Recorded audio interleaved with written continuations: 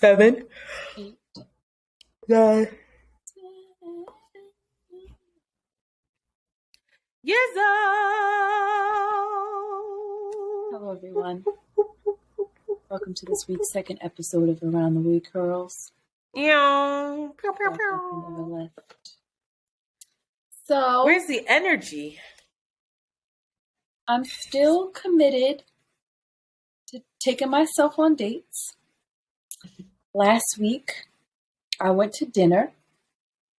I meandered around the city a little bit, and I didn't plan it out as well as I should have. I should have made a reservation, but I wanted duck in Chinatown, and I don't think they do reservations, so I ended up walking around trying to find a place, and I ended up at a Chinese restaurant in a little small table with groups of families, and everybody was staring at me, and I was like, I gotta get better at this. I have to come prepared. Next time I'm going to bring a book and a journal, because I was just tempted to like mind everybody's business, which was also really fun. I was just in everybody's business. The family dynamics I picked up on were just, it was just fascinating. But I was just tempted to look at my phone, which is not what I wanted to do at all. But, I felt myself trying to thinking that I was squandering my alone time by like not meeting up with somebody or going to go do something. And like I felt anxiety start creeping in for some reason, and I had to like calm myself down.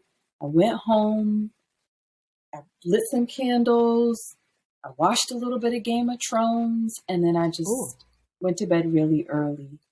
But I'm trying to get in practice of these dates with myself. And my ideal date is a whole day thing, which I have yet to accomplish. And I'm really invested in getting very dressed up. Ooh. Like I kind of like want to dress how like I don't normally dress and just step out into the world. And this is my goal. I made a date for myself. I got myself tickets to the sign in Sydney Brewstein's Window. And this is a Lorraine Hansberry play. It's the second play that she wrote, and it was the second one that was ever, it's very, very rarely produced. I think this is one of the biggest productions of it. It's going to be at BAM. And that's what I thought. I was like, wait. Yes. I'm very excited to go. It's with Oscar Isaac, the Guatemalan white man that I love as well. And Rachel, I don't know how to say her name, Brosnahan. I got myself a nice ticket. And I'm going on a Sunday at 3 p.m. I'm going to get dressed up. I might go to dinner afterwards. And I'm just going to make this a habit. I am committed to doing this. I definitely want to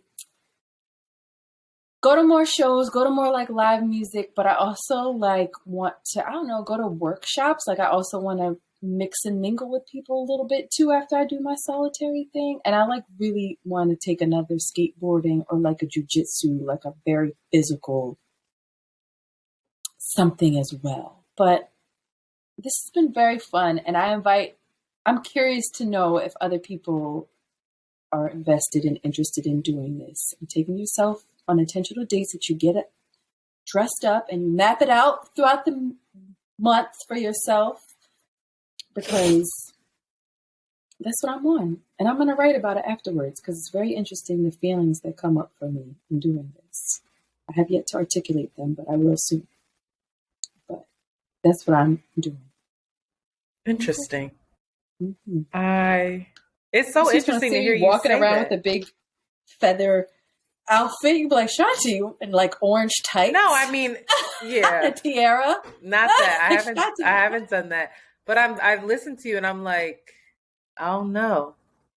I wonder if I've done that. I don't think I've. Yes, I like got dressed up and took myself to an Anita Baker concert. Yeah, I guess I've done some of that. I have not had those opportunities. It's Yeah. just not something, being coupled, having a kid, it's not something Yeah, that I think I've only stumbled on intentionally. it. Yeah, I think I've only stumbled on it because I don't know how well, I guess that was intentional, but maybe I think it's more so because I've been single. That I'm like, well, if I want to go do something, I gotta go do it now. But I Yeah. don't know if I was coupled, if I would be doing that. Mm. So something interesting to ask myself. Um, I think I am going to continue to date myself because, child, one of your friends sent me somebody who will remain nameless. Shout out to you, know who you are. And they were like, I think that this would be good. Like, you should give him your information and da da da da. When I tell you this individual Oh my God. texts A dud. a dud. I A dub. mean, a Not a dub. dub. He's got to be 40, I think. And just one, it was Green Bubbles texting me back, but I looked past that. Oh. But the main thing is like, I don't know if people, not men, let me not do that. But I don't know if we know how to have conversation anymore. I really don't. I don't know. It's like, literally, he's into politics. He does that work. And so I'm like running off it, my concern around the, Joseph Robinette and more classified documents, child, that just came out that we ain't have a chance to talk about last time. And how I feel like, Ron DeSantis is going to fuck around and become president, and what's going on in Florida. And then you got Nikki Haley running, like all this stuff. And he's like, heard you, kill me. Like, what? A green bubble just said, heard you? Get out my fucking face. Get on. I was so irritated. I think you should block them. But we'll reach out. Like, so much time will pass, and then he'll reach out and be like, I have no idea. What does that mean? Who I am? Well, who am I? Does he know who you are? Has he all of a sudden you just texted each other? Like you have had no other, you haven't like, I don't know. You have to ask your home. You have to ask your homie. I think that they showed him just one picture of me. That was it. I have no idea. I don't think he has my Instagram. I don't think he has any of that. It doesn't matter. You shouldn't need it. Like, I'm giving you what you need. He will reach out and be like, yo, literally, yo, oh. Right, what am I supposed to say to that? You're supposed to block. Actually, I'm unavailable moving forward. It was nice to be in conversation with you, but I no longer have the capacity or interest. Well, you will be proud of me that I have slowly but surely started to do that. You know me. I will let people hang on until they get sick of me and stop talking to me because I don't want to disappoint anyone. But I am now telling people I actually just don't see how this would work, or I am not interested. I'm sorry. I don't. I'm not 36. Yes. Don't do that. I'm 35. Don't do me. But I'm doing that, so I'm very proud of myself. So I think I'm going to stay single even longer because I just get more and more disappointed. I also thought I got stood up on a date. Oh. So yes, it very much is. So someone and I were this person reached out to me and said, hey, do you want to go to yoga? And I was like, hell yeah, I want to go to yoga. This person has never been to a yoga class. So I thought it was very sweet that they offered that, but they know that I've been doing my thug thistle and going to these classes after work, like hauling ass out of here to get there. And so I'm like, this is the studio I go to. It's donation based. This is the address. This is the time. Cool. Got you. Do you want me to come get you, pick you up on the way? No, I'm going to meet you there. Cool. I'm in the class. Class is filling up. And this person that already texted me, I'm here. Where are you? So I'm like, okay, cool. I go upstairs and I text them like, where are you? I don't see you. So then I'm like, they probably went to the wrong location. Now, what I was going to do, what old me would have done because this person didn't respond either. They just went silent. Old me would have felt a lot of rejection, would have been like, why did you even think they were going to come? Like, this is the type of stuff that I used to say to myself, like, why did you think they were going to come? Like, you know that stuff doesn't work out. You know that it's this conversation in my head that I'm sure, and I've definitely been disappointed quite a few times where people, listen, I used to date somebody, they would have me waiting for hours, and I thought that was okay. Waiting for hours, and I was traveling across state lines to see them. I was a young buck, but I was still doing that. Like coming home from New York to Philly and then waiting outside of their house for hours for them. Yes. Ghetto. For them to never even respond to me and then show up and then I go immediately. That is the type of awful behavior that I was taking part in. And that's on me. Like, girl, are you okay? And I wasn't. And now I'm at the point where I was proud of myself. I wiped it. I just brushed it off and was like, you know what? If he doesn't respond, that's on him. I've just texted, said, and I didn't jump to conclusions, and said, hey, class is starting. I have to put my phone away. I hope everything's okay. Call twice in the case of emergency because my shit is on do not disturb. I'll hear it then. Girl, come to find out, this fool was at the same studio, just in another class, and neither one of us knew it was two classes happening at the same time. So I say but they continued on their class as well. They did. They took their yoga. And lots of funny stories to come from that because they approached it as a competition. So that was hilarious just listening to that. But I was proud of myself in that moment. One, for not leaving and being full of like, I guess, disappointment and rejection and thinking about that through the class. I literally did not, when I put that phone down, I was present in the class because I was there for me. And it felt so good. And it felt like such a shift because before I might have either left to try to like figure out if that person's okay or find them, or I would have stayed in the class, but just that would have been the only thing I was thinking about. And probably wouldn't all emo crying in fucking child's pose. Growth. Not crying in a child's pose. Not an underdog. But the tears falling on the mat. Don't say underdog, downward dog. I'm obsessed with you. Underdog. Lastly, I still have a crush on Van Lathan. Girl, leave that man alone. I don't mean, and this is gonna spill into our to our main topic. I don't mean any disrespect any disrespect to that man's lady at all. What I mean by saying I still have a crush on him is obviously he's taken, there's no way. But if you are similar to Van Lathan and not Van Jones, please find me. Please break into my home and make me fall in love with you because I never really leave the house other than to go to yoga and get stood up. Please help me help myself. I have been listening to Higher Learning.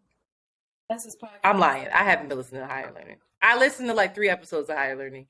And I'm just impressed. Yes. I'm just impressed. I listened to him with I just made that up, with Emmanuel Ocho. And it was a very contentious interview. Ocho Cinco? No, that's a different human, but another football player. Good job. Okay.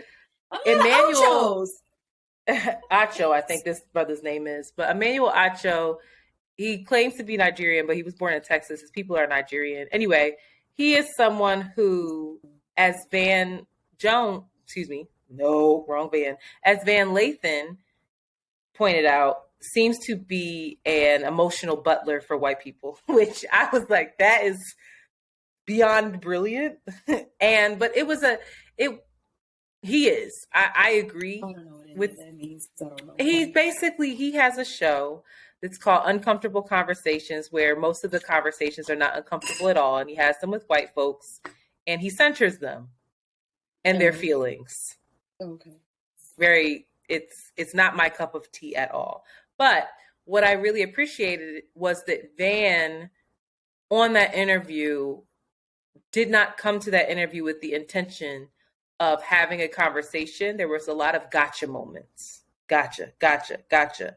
And I agree with everything that Van was saying. And I agree with his criticism of Emmanuel. But the approach wasn't as productive as I think it could have been. The very next podcast, he has another interview with Stephen A. Smith, another sportscaster who's actually branching out into many other things other than sportscasting. He has a new book out that he's promoting. He's been making the rounds. I was so impressed because he also has a lot of criticism of Stephen A. Smith. That interview could have been very contentious, but Van was very aware after the interview with Emmanuel. He even stayed on the pod and talked about his disappointment in how he handled the situation. And you could tell he was trying to figure out how to be better. And he showed up better and more open and more willing to have conversation the next episode. And I was just so impressed with it. I said, see now, sir, it just made my heart flutter. He has a lady, so it doesn't matter where he lives. But I'm just saying, yes, he's a West Coaster. Girl, not you starting saying you have a crush on him and then you I know, I was wrong. I should have said that. But what I'm saying is that's the type of guy. It's his energy, because he's also playful and silly and goofy. He's an Aries too. But oh, and you know, I love an Aries. Just your Libra and Aries, we work. But I respect that man's lady. This is going to lead us to the main topic. Okay. All I'm saying is, if you feel that you are similar to Van, find your way to me. For the niggas that pull up like me and Van are the same type of person. I cannot wait. Matter of fact, what's today? When does episode come out? Because you know we don't be doing our damn research. It fuck around and come out on Valentine's Day. No, it won't. It's going to come out the week before Valentine's Day. That gives y'all enough time to be my Valentine. Oh my God! Remember your Valentine's Day special? No, we're gonna ignore that. That never happened. We never did that. If you guys have Patreon, you'll be able to go and revisit that, because that was be my Valentine. And let's fall in love. Let's get weird. Let's get free. Let's get open. Let's get liberated. Let's go to the cave. All right? Let's get off the grid. Fuck a podcast. Girl. Anyway, hello. It's Thursday. We're up to our favorite part of the Thursday episodes, which... Voicemails. I like that. Give us a theme song. You the singer. Come on. Voicemails. Okay. It's not a hip-hop song, Antoinette. Oh. It's giving voicemails. Oh, it's giving Stranger Things. It's giving like 80s. Yeah, like 80s. It like sounds rock. Like Wayne's World a little bit. It did. I did. Copyright infringement. Please don't come for me. Listen, you already know Spotify's on our ass. Don't get us going, child. Party time. I knew that. All right. Good work, First voicemail up. All right, let us listen. Oh God. Can you write down the time? Yeah. Hello, my name is Ty, and I'm calling you all from Colorado. Antoinette, Shanti, I just want to let you know that I love you ladies so much. I was turned on to your podcast by listening to Antoinette's co-host on See the Thing Is, and I am so grateful to have found your podcast. I've gone back and listened to past episodes just so I can catch up. And again, I love you ladies. I am listening to the episode that was posted on January 26th. And Antoinette, you're talking about sunlight or depression. And just wanted to let you all know that it is the winter and nobody's getting outside and walking first thing in the morning when it's 15 degrees. So I myself do suffer from seasonal depression mainly in the winter, spring, summer, and fall. So I'm somebody who's battled depression basically my entire life, and I'm 42 years old. I've done the therapy. I have even been in an IOP, which is a partial hospitalization program, a intensive outpatient program and partial hospitalization program for my depression and therapy and anxiety. And something that was mentioned to me is sunlight, getting sunlight, because Black women, we're just deficient in vitamin D, just because we're not likely to go out and walk in the morning or just go out, period, and just bathe in the sun. It's just, it's just our culture. We don't typically do that. I've been trying to do that more in the summertime, go hiking and just enjoy the sun and practice my mindfulness while I'm out there hiking and getting in the sun rays. But during the winter months, there is something called a light box, and it's specifically for seasonal depression. And you can find it online. Google it. You can go to Kohl's.com, Williams-Sonoma. They all have this light box for light therapy, and you just set it up next to your nightstand in the morning. So when you first wake up, you just turn that light on and just lay there for like the first 30 minutes. Myself. She got cut off. 1 second. Hi, ladies. I'm sorry. This is Ty again. I got cut off. But like I was saying myself, I cannot just get about the bed and hop out the bed and go on about my day like I did, 10 years ago. I do lay there. I wake up and I tend to lay there for like the first 20, 30 minutes. So if you can just turn on the light box, lay there for the first 20, 30 minutes, let that light hit you in the face. You do want to kind of turn your face towards it and just lay there, let that light get to you. It does help with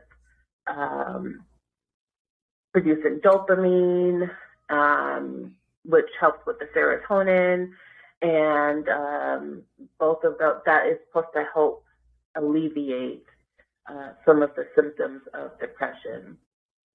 And like I said, you can get that online anywhere. So just Google it. And then also you mentioned cold showers. And that is a tool that they do say that it is great to use if you are, if you catch yourself ruminating. So I tend to ruminate sometimes and take myself down a rabbit hole. And when I do that, it does really help. I can't always just jump in the shower in the middle of the day when I find myself doing that. So I'll go to the bathroom. I will splash my face in just really cold water, and that kind of helps to shift I guess what you're thinking at that time. It kind of helps to shift that a little bit and snap you out of that thought. And shift your focus a little bit. So you're feeling that sensation of the cold water on your skin, and that it does tend to work, I would say, maybe about 80% of the time to stop you from ruminating and taking yourself down that rabbit hole. So that's all that I wanted to say. Again, I love you ladies so much. I love the podcast. Keep up the good work. You're an inspiration for me. You both speak to my soul. Love you both. Have a great day. Thank you for that. No, I don't have. There was a light. That's amazing. I just Googled it. Yeah. I just Googled it, and they don't seem that expensive.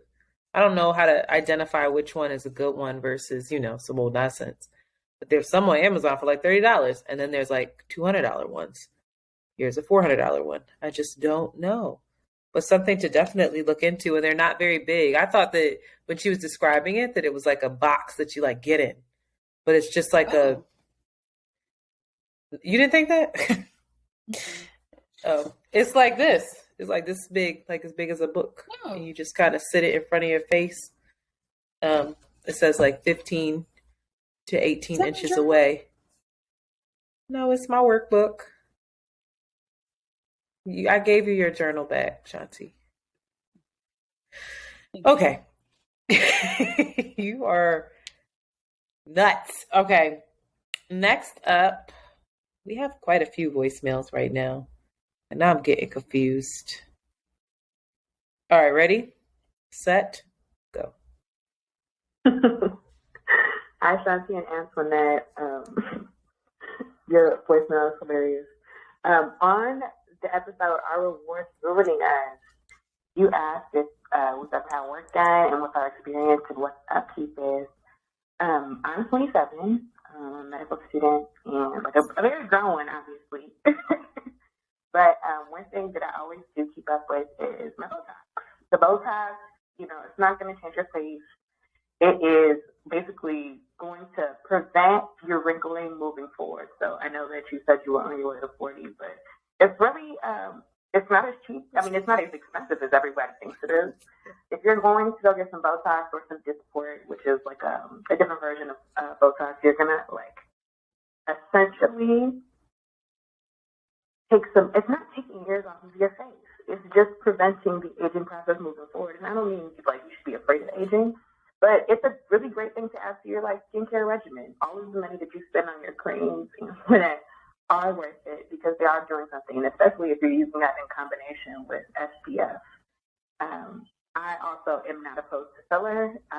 Myself, I got filler in my smile line, and for me, as a dark-skinned woman, I do regret it because I do feel like it left some dark marks under my skin where the filler was injected, but that could be an error on the part of the injector that I used. And, I mean, it cost me a little bit of nothing, like $200 once every 6 months to go get the Dysport that I need. And in addition to that, in a month, actually in 24 days, I'm having plastic surgery on my breast. Just a little lift and og. Nothing crazy, just want some really, really nice titties. That's it.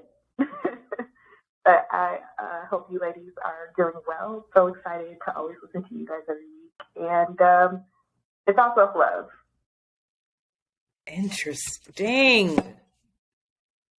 Interesting. Also, if Botox was $200 every 6 months, I can get that. I thought it was more than that. She said Discord, though. I thought that was an app. Listen, I love it. I love the lightheartedness. I love the nonchalance. I love the commitment, confidence. It's just beauty care. A 27-year-old telling me, though, that I know I said I was on my way to 40. I ain't never seen no shit like that, lady. 27 is very young still, I think, but I don't know. What wrinkles you got on your face, girl? What boobs is falling now? 27. Is it really? If 27-year-old breasts ain't it, then these 35-year-old triple Fs are you really. guys almost 50 years old, so you need to go ahead and invest in your face. She also was like, my Botox Philadelphia, and you get your Botox. Where you go? Listen, she said Botox costs $200 every 6 months. That's for a 27-year-old. Ours is going to be a little more now. No, I don't think I'm getting Botox. Months. Huh? No, because you pay for Botox. Months. No, you pay for Botox by how much you have to use. So for her, she only needs $200 worth. Oh. For us, they're going to be like, that is $4,000. Like, for real? No, it's going to be cheap. It's going to be like a facial peel. It's very soon. Why do you think that? Because it's going to be so common. It's not going to be a luxury. It's just if like you go get your Botox, waxing, you might also go get your filler in. I don't do that either. Listen, if you go get Botox, can I please come? What? What is wrong with you? Seriously, who thinks that? If you get what? If you go get what? If you go get Botox, may I please come? I want to know if it hurts. I just can't imagine somebody sticking needles in my epidermis. Ow! Filling it up. Like, come closer. I'm not saying nothing. Come close. I was going to ask you, are you going to tell us? No. No, I don't think Maybe I I would would. say It's not nothing a big either. deal. You know what I saw? I saw that girl. Why am I infatuated with that girl? What is her name? April? She with Tay Diggs? Her and Tay I Tay. love her. Her and Yeah. Tay go and get their. Did you see that video Get where the they under get eyes pulled whatever up. they get the dark circles and stuff injected under their eyes? Now you are you looking at me? Everybody on Mm-hmm. Patreon, take a closer look. If You you're move the mic, patron, Monty gonna then kill me. you can see You this. can see that I have these deep set kind of under eye joints, and I have concealer on right now, so it's even worse without the concealer, or not worse. It's different. We're not gonna judge it. But then I was looking at my mom when I was home for the game. I said, "Girl, what in the left? Like all the crow's feet by the eye. It's the eyes for me. Like Let me my tell you something. eyes are. There's We all are all the thin going to lines. die. Okay? Oh We're no! all going to age. Our So that's muscles why are going to we should. atrophy. There's no No, they're escaping not. it. Yes, they will. Yes, No, eventually. You could be the you need to work 8-year-old out. buff lady if you want to, but I don't know. I would like to be healthy. I would like to take a nice walk like a nice Asian woman, but I don't want to be 80 years old fucking doing burpees. You don't know what you want. Why wouldn't you? I would love to be that. I don't want to do that. That's not how I want to spend my time in a gym obsessed with my body. By that time, I hope I come to a space in my life where my body is not, well, maybe it'll never happen. Should start that now. I'm about to go do some Botox. If you're in Philadelphia, please let me know of a location that offers You services. just said all And if that, you and now guys, you about to go get Botox. if they take EBT cards, All right. We got another voicemail. All right, and I'm playing it now. Hi, Antoinette and Shanti. I'm calling from Brooklyn. I'm going to try to make this quick. I was just watching a press conference regarding Tyree Nichols, the young brother that was killed in Memphis earlier this month. Shed a tear when I listened to his mother. Then right after that, the quote-unquote next headline story was about Nancy Pelosi's husband being attacked, and the body cam video showed what, along with surveillance, showed what occurred that night. And I know your affinity for Nancy Pelosi, Antoinette. So I wanted to talk about it. I personally feel, and was astonished, but yet not altogether surprised, that by the response of the officers, knowing where they were going, they had to know because she lives in their precinct, so they know where she lives and knows the history. And then also there was a 911 call stating that someone broke into them, and they allowed him to attack this elderly man in front of them. We all know if this was an African, a indigenous person that was colonized by the Spaniards, that wasn't white presenting, that they would not have allowed that to occur. They would not have attempted to de-escalate the situation.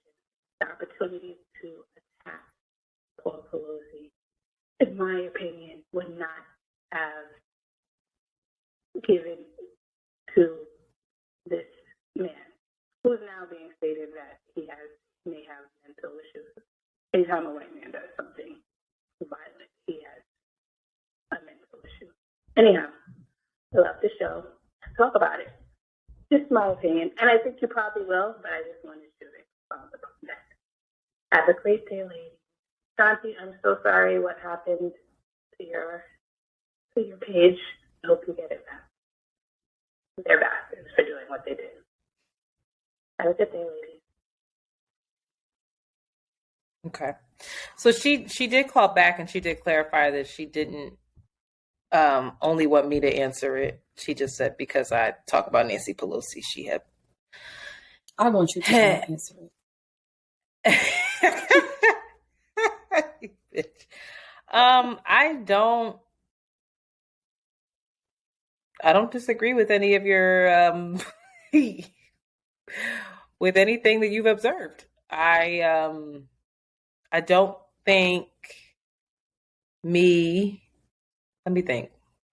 I don't agree. One, I have an affinity for Nancy Pelosi. I respect Nancy Pelosi and the work that she has done in some ways, just because I know it could not have been easy to be a woman in that position. And that position is not easy at all, to get a whole bunch of people on the same page and to raise the amount of money she did, even though the way she's raised the money is tricky. It's still a feat. So I'll say that. I don't think that it being Nancy Pelosi has anything to do. I don't know if that changes things much for me personally. Sure, for the police. But I will point out that, the police, I did see that video, the Nancy Pelosi's husband, and how they answered the door and there was an opportunity for the police to kill that man. And that because they tried to de-escalate, it was then that he attacked Paul Pelosi right in front of them. So I feel like it's kind of counterintuitive to a little bit to bring it up in this way, because I would hate to say, oh, well, you didn't attack that white man, and so you made space for him to attack Nancy Pelosi's husband. I think what we're trying to encourage is de-escalation on all accounts. I do see the discrepancy, of course, that when you're dealing with a white suspect, or a white person that is threatening, that there is always more room for de-escalation. In this case, de-escalation backfired. So I worry about using that as an example, because I would hate for it to then be, well, this is why we don't use de-escalation, because it doesn't work. But yeah, I agree. Of course, I see the discrepancy. I think I talk about the discrepancies a lot. I hope I didn't bring that up on the last episode where we talked about Tyree Nichols, mostly because that wasn't my focus. But I see it. Hell yeah, we all see it. Ain't nothing new. That in particular, though, de-escalation failed miserably. So, tricky. Do you have any thoughts? I do. Okay. Let's take a break. We're way past break time. Did we take a break? No. Can you sing? I was singing a lot. After these messages, we'll be right back. Boop. Okay. And we're back. We're back. We're back. And first, let's just shout out patrons, new patrons. If you want to see our very unbotoxed and wrinkling faces, feel free. Roll faces. Yeah. Join us on Patreon for as little as $5 a month. You can watch this episode and see the behind the scenes footage of us getting ourselves together during the break. We didn't really do that this time around, but maybe we'll stay on afterwards. But shout out to the new patrons. Look at the god back there, perched like a chicken. Here? Oh, look at the god. Okay. She was just trying to get some love and affection. I didn't give her any. Shout out to Imani Y and Robin B, the new patrons or whatever. Thank you for your support. Also, please rate and subscribe and share Around the Way Curls. Okay, for the main topic. I think this might be a terrible idea, but we're going to do it anyway. We often talk about relationships. Do we? Actually, we don't. I don't think we do. That ain't our shtick. Bread and butter. No. But when we do talk about them, it's usually in like, what's a healthy relationship? What can we imagine for ourselves? How can we be radically honest in our relationships? We do not often talk about the mess, that they're messy sometimes. And so something I was having a conversation with a friend. Shout out to you. You know who you are. And they were talking about managing their emotions and their feelings because they are in love with someone deeply who they cannot have. And they can't have this person because the person is with someone else. Unhappily, happily, they don't even really even know. Ain't a whole lot of clarity over there. What they do know is this person feels like their person. This person feels like home. This person feels like safety. This person feels like everything that they've asked for and more. The complicated part is that person has expressed those same feelings. The person that's in a relationship. That's in a relationship. Wow. Yes. That person has said, you don't think like I feel the same way. And that it's and so hearing that, I think, is the thing that takes it over the edge for her, where she's like, oh my God, this isn't even unrequited love. This is like, you're saying you love me too, but because of whatever situation you have, you aren't able to leave it, family, finances, ties to the community, whatever the case is, yada, yada, right? So I was like, damn, girl. Damn, girl. That's my damn girl. That's my advice. Ooh, damn girl, what you gonna do? Damn girl, that's crazy. That's crazy, yo. Praying for you. That's crazy. What you gonna do? Right. So I was like, wow. And I thought about some of some of our love stories that we think about in the movies are always like, they tend to be this at times too, and we're rooting for this couple to get together, even though it's quote unquote wrong. I even have people in my very close circle who it was messy when the two got together, baby. And I believe with my whole heart and soul that the folks that are together are absolutely soulmates and they belong together. But the way they did it, tricky. They Alicia Keys them? Now, yes. Alicia Keys and the young Mashonda Swiss. Tricky. Oh. So let's get into the mess. How do you manage love when the person you love is with someone else? I first want to ask both of us, have we ever been in this type of situation?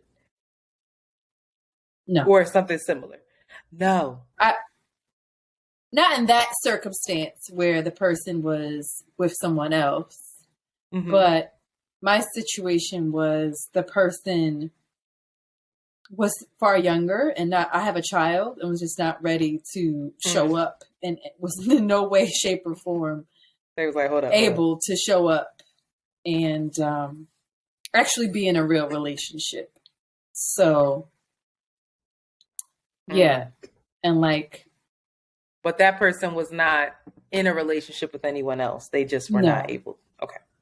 No. Have you been in that? I've been in, yeah. I've been in situations, but a little bit of both. Tricky. I've been in situations where I've definitely had very strong feelings for someone who was in a relationship.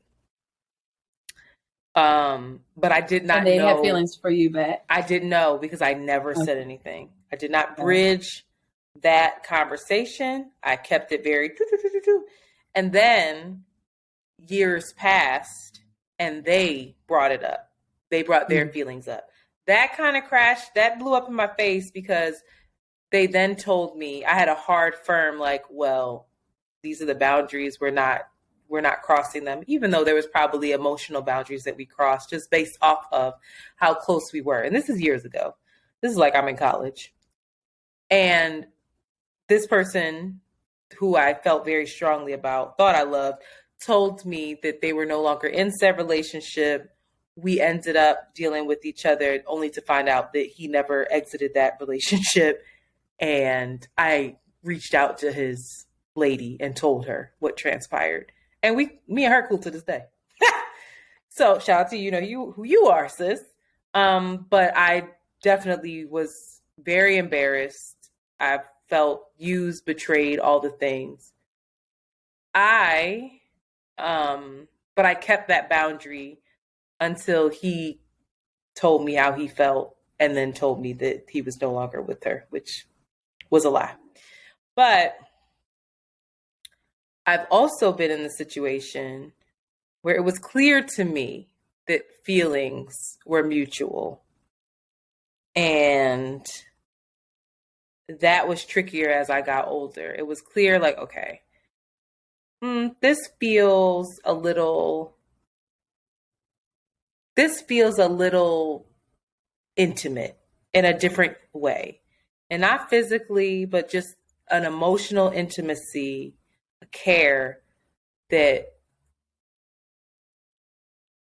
could possibly cross a boundary or may already be. And that is where like shame comes in.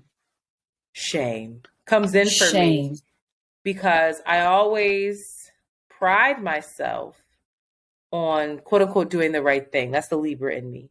There isn't a whole lot of gray for us, even though more questions than answers, right? There's a lot of questioning, but when it comes to actions, you question everything before you do so that you're clear that you're making the right decision.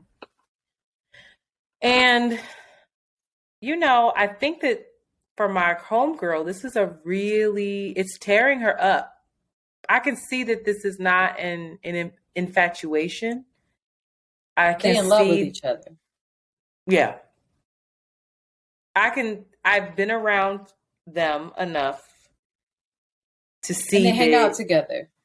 They're friends. They're friends. They don't have sex. They're not crossing those boundaries. They spend a lot of time together. But they're in love with each other. And because also, I think that he's very much in love with her. And I know she loves him. I know it. And I see it. And I'm like, ooh, getting deeper and deeper, girl. And I think that the hardest part for her is that because this person, it feels like she's waited. She's similar to me, where she has dated, but she's always felt a little like empty when it comes to that. And he fills her up. Like he keeps her attention in a very true way. I see it on her that she's just like, this is who I prayed for. What can I do? Is it worth me doing the right thing and the quote unquote right thing and leaving him alone versus having this beautiful love, even though there's limitations to what it can be? And I'm like, girl, I think it all depends on what you want, right? Like, what is it? Depends on what you want. Yeah. And also, is she wrong? And is how she you bad? Value what you got. What you want and how you value what you have. Go into that. I'm about to tell you, caller. I don't know what this, if it's reasonable, it's very reasonable to be frustrated, to be in love with somebody, and then that can't be made manifest physically. Mm-hmm. And if that's a deal breaker or something that cannot be tolerated, then that's completely understood. But I think that there's a possibility for there's that, and then there's the really looking at what you're sharing with this person and what does it mean to you? Do you want that out of your life? Is it something that can be sustained within the boundaries that it's in? knowing that, no, you're probably not going to do a traditional nuclear, you're not going to have get married, have a kid with them. But is this person somebody that is always going to be in your life, and you don't want them out of your life, but is that real? And you're deepening in your relationship with the person, regardless. But is that real though? Because that's my fear for her. Is what you're asking real? Because we are not taking into account that there's another woman on the other end of this. Is my homegirl dead ass wrong? Is my question. Is like, well, you're having this deepening relationship that's all gravy for you, but what about this other person? I particularly am not interested in right or wrong in it, because it can be both. It's both. Like, whoa. Explain that to me. Being in love with somebody and you're having, again, we talked about it earlier. I don't understand what this concept of that love can only be had within these, it has to conform and be controlled and be possessed and be in these titles.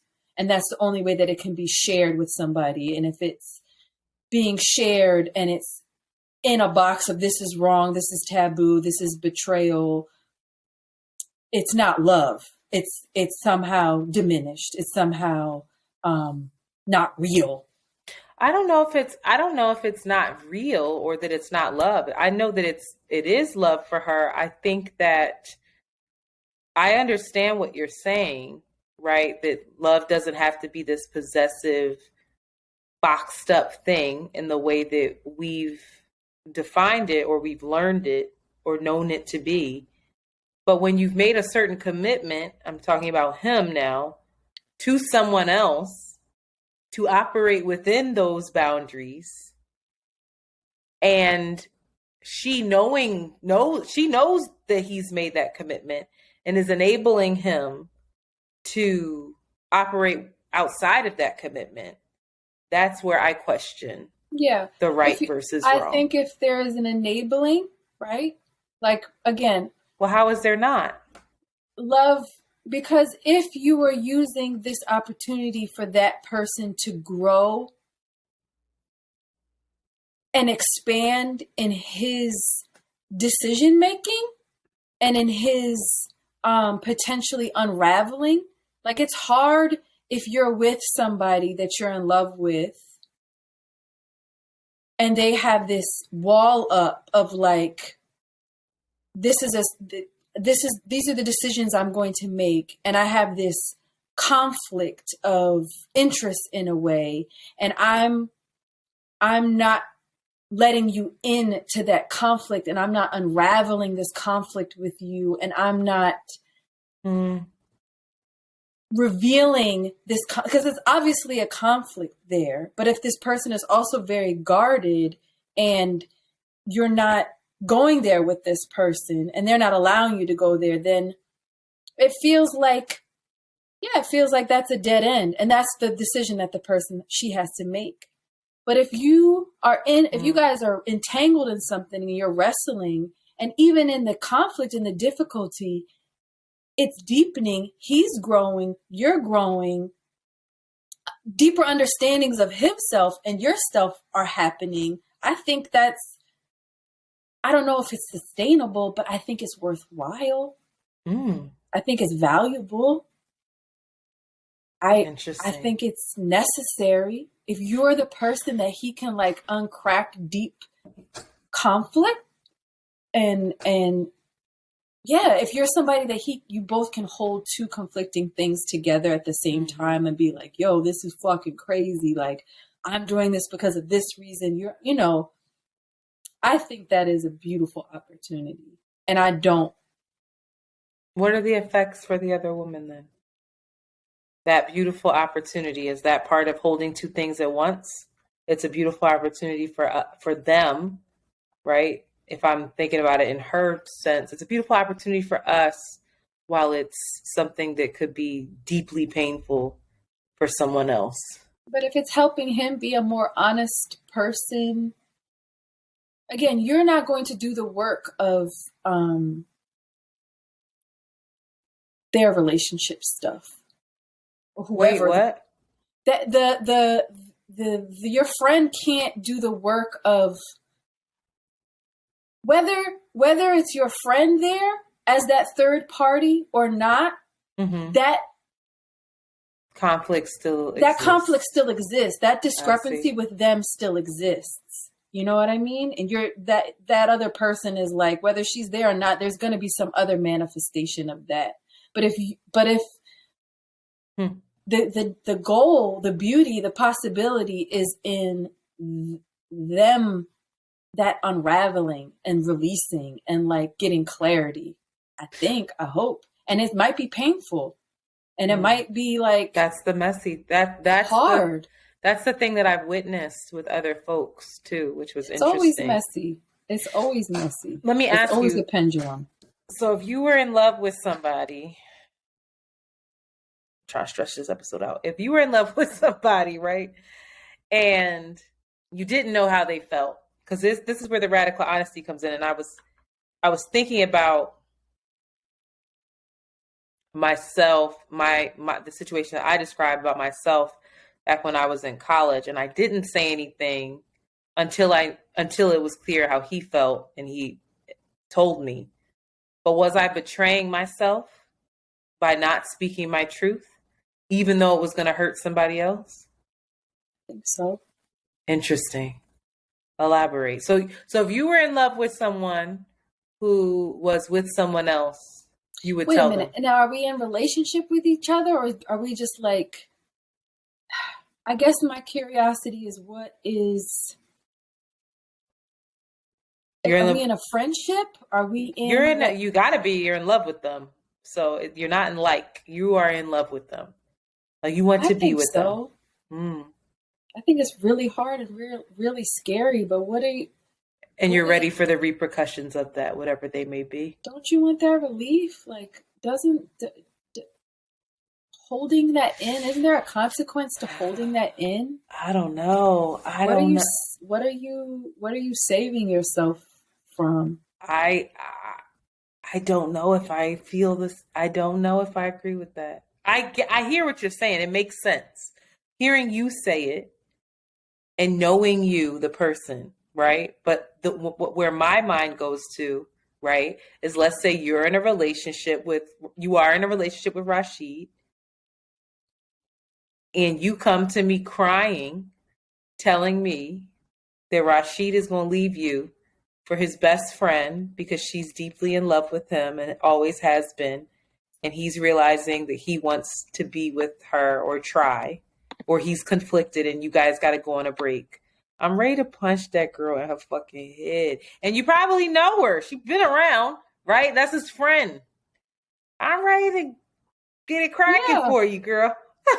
I know, but so that doesn't take away from her legitimacy. Is she not legit? Does it not take away from the relationship that they have and the possibility that they have? If he's like, yo, this is my best friend. I fuck with her on a level that I love you, Shanti, but like, I fuck with her. She helps me love myself more. Yeah. I like myself more with her. The fuck I'm going to be like hurt, but I'm not mad. I'm not betrayed. What's crazy is listening to you say that. If my partner said that to me, I would be hurt, but I would feel the same way of like, I guess you got to go ahead. I wouldn't have that kind of energy, but I guess I have that protective energy for people that I love. I don't want them to be hurt in that way.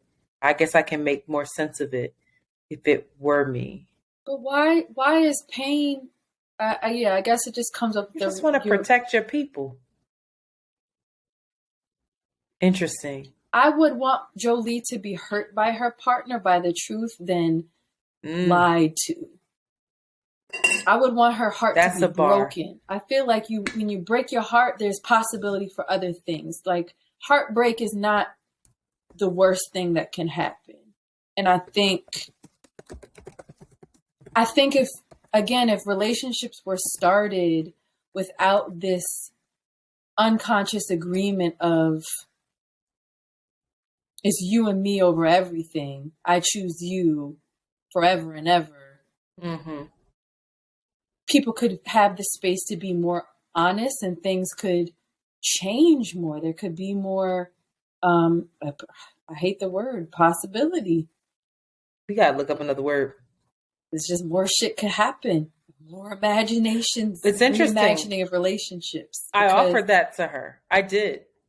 I said, would you be open? You gotta be with the shit. He gotta be willing to crack open. And if he's not willing to break a facade, or if he's not willing to be like, or be completely honest with her and say, yo, I love you to death, but this could never.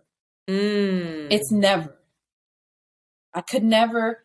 It's never. This is all that it's going to be. Ever. From what I can understand. Are you still willing to are you still willing to be in relationship with me in this capacity? Because I'm still ready to like go deep with you, and I still can go deep with you, but you gotta like this has nothing to do with she has nothing to do with us ever. And that's his imagining and configuration of the kind of relationship he wants with her. And he has every right to say that too. But people got to agree and be clear. It can't be like this ambiguous assumptions of things. Of him assuming that you would not be in relationship if he said that. Because he gives you options to be like, okay, cool. And I'm going to maybe be actively pursuing sexual and emotional relationships with somebody that you can never provide for me. Are you cool with that? I'm still ready to dive deep with you. He'll say no, or he'll say absolutely. Boom, it's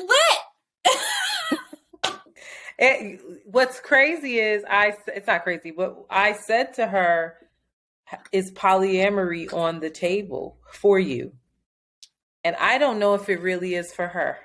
Oh. I think my suspicion, and this is where radical honesty comes in, and I don't even know if she can tell what her truth is because she loves him so much. My suspicion is that it would be on the table only to secure him. Only to be like, all right, yeah, I'll do this if it means that I can have you in my life. It's not what I really want for myself, but I'm willing to enter into some sort of polyamorous exchange in order to be with you. And I don't think she's being honest about that. And I've asked her, but I think she's in so deep that she can't tell what the truth is. And so, like, what do you do with that? It's like, boom, it makes sense to us. But I'm like, does she just try and then realize, like, actually, no, this doesn't work? Yeah. It's so... But there has to be a constant... But the stakes are so high. No, the stakes are so high for deep, deep exploration and deep, deep understanding of, hey, what I really want. Or as well as deep, deep exploration of what I'm really trying to get. Right? Like what is really at the root of all of this? Is it control? Is it possession? Is it security? Is it just being on the defense? You're not really open. I don't know. But at the root of all of this is the other person, all three people involved being deeply committed to knowing what it is that is driving their decisions. That don't got nothing to do with the other people. They're mirrors, and they're there to like play as pawns, but you have to sit like, yo, why would I be with this person while he's still coupled? Why wouldn't I? If I know that he could show up for me 110% and he provides for me the nourishment and the growth that I need, what is it that, I don't know. I think Get your dating advice on Around the Way Girls. I think it should always go back to you. Yeah. Nobody can make you do anything. It's but they are beautiful mirrors to like looking at yourself. And if somebody can have you look at yourself and see the flaws, but like still fuck with you deeply and like help you love yourself, that's interesting. I think that's far more interesting of like, I ain't got no girl, I ain't got no kids, I got a good job, and I want to be with you forever. Why you gotta sound like that? I think for me, the lesson in it for me, the opportunity in it for me is to grapple with my own sense of right and wrong. And how there's that in between. I love her deeply. Deeply. I know her to be an amazing, beautiful person. And I know that if I didn't have that personal connection with her, I would judge the shit out of her for being the quote unquote other woman and wrong. Scandalous. And so it's a mirror for me as well, just being an observer and a support, something to sit with. I'm curious to know what the listeners think. They're going to be like, she wrong. She need to go ahead. I'm breaking up happy homes. Because, I don't know. But that's just not the case. That's that. She's not, again, she's not out here doing anything that you could write down and say, oh, you dead ass wrong for that. You trying to steal that girl man or whatever. Not doing that. She's showing up as herself and fucking fell in love with this dude. And he has the nerve. I be seeing him. He love her back. Relationships and love don't have to do with our social agendas. I'll read you something. Again, he's in it. Just because you're in it, we're in a racist, patriarchal, capitalist, imperialist. Ooh. We're in it. It doesn't mean that it's right. It doesn't mean it makes sense. It doesn't mean that it's serving us. It doesn't mean it's expanding us. 9 times out of 10, it's oppressing you. It's making you think you have no options. And you're bad to even imagine another option, to desire, to explore another option. You're bad and wrong and she's a whore. Listen to this. Listen to this. To get to the possibilities of reimagining relationships, I want to start with my problems with conventional assumptions. Socially, we understand that there is a weight to committing to monogamous relationships. Entering into an exclusive sexual partnership is surrounded by assumed promises, a commitment to spending at least some time together, a granting of control over who your partner can and cannot spend time with, and how that time is spent, prioritizing your monogamous partner's feelings and well-being over the feelings and well-being of people with whom you have non-sexual relationships, centering your monogamous partner's needs and wants when planning for the future at the exclusion of taking other relationships into consideration, whether monogamous or polyamorous, telling a partner that they cannot have a relationship or even that they have to have a certain kind of relationship with another person is an act of control and possession. Monogamy attracts these kinds of controlling demands particularly quickly because monogamy promises exclusive sexual access. So basically, they go into all this other stuff. Who's they? This is a zine sent to me by my ghostwriter. Rashir. This is about more than who we fuck. And it's just different articles about,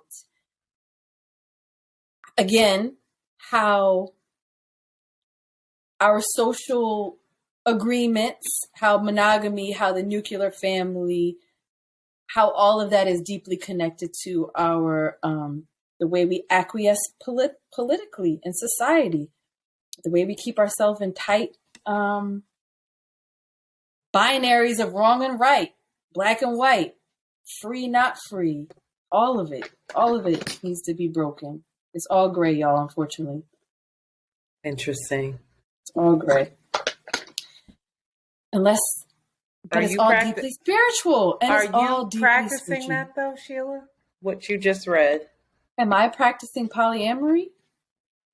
No, not polyamory, but like the practice of not controlling your partner. Yeah, I think I'm with a partner that refuses to be controlled. He's like, no, that's a bad idea. Let's think about why you want that. Now, do we really want that? Is that what you really want?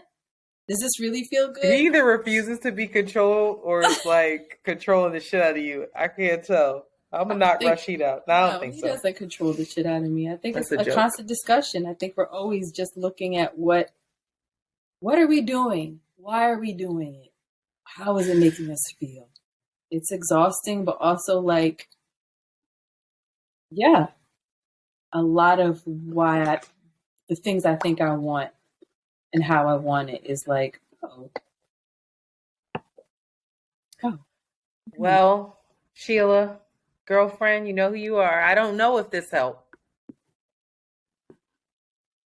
I feel like we may have left you with more questions than answers, but that's okay because according to Shanti, we're getting to the discovery, the possibilities of the things, of the gray. Or maybe it's not. Let's hear what the Around the Way Curls listeners have to say. See, like, my nigga even think about. That's what I'm hearing.